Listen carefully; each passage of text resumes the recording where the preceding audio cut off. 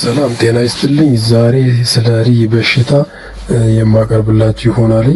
የሪ በሽታ ምንድነው ለሚለው የሪ በሽታ በደም ውስጥ ያለው የዩሪክ አሲድ መጠን ሲጨምርና በመገጣጠሚያዎች ውስጥ ክሪስታል ሲከማች የሚፈጠር የመገጣጠሚያ በሽታ ነው። ብዙ ጊዜ የእግር አውራ ጣትን ይጎዳል፣ ነገር ግን ሌሎች መገጣጠሚያዎችን ሊያጠቃ ይችላል። እንግዲህ ምንድነው ምልክቶቹን ስናይ የሪ በሽታ አንደኛ ድንገተኛና ከባድ የመገጣጠሚያ ህመም፣ ሁለተኛ መቅላትና ማበጥ፣ ሶስተኛ በተጎዳው ቦታ ሙቀት መጨመር፣ አራተኛ በትንሽ ንክኪ የህመም ስሜት መሰማት፣ አምስተኛ የመንቀሳቀስ ችግር። መንስኤዎችን ስንመለከት ደግሞ በዩሪክ አሲድ የበለጸጉ ምግቦች መመገብ፣ አልኮል መጠጣት፣ ከፍተኛ ክብደት፣ የኩላሊት ችግሮች፣ የቤተሰብ ታሪክ፣ አንዳንድ መድኃኒቶችን መጠቀም። እነዚህ ምንድናቸው? የሪ በሽታ መንስኤዎች ናቸው።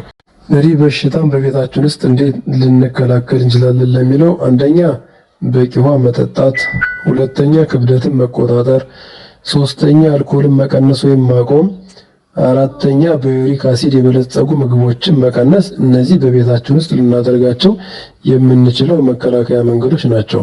ከዚህ ውጭ በዘለለ ግን ችግሩ ካለበት በአድራሻችን መሰረት ጎራ ብለው መጥተው መፍትሄውን ማግኘት ይችላሉ። አድራሻችን አዲስ አበባ አያት ባቡር ጣቢያ ፊት ለፊት ያገኙናል።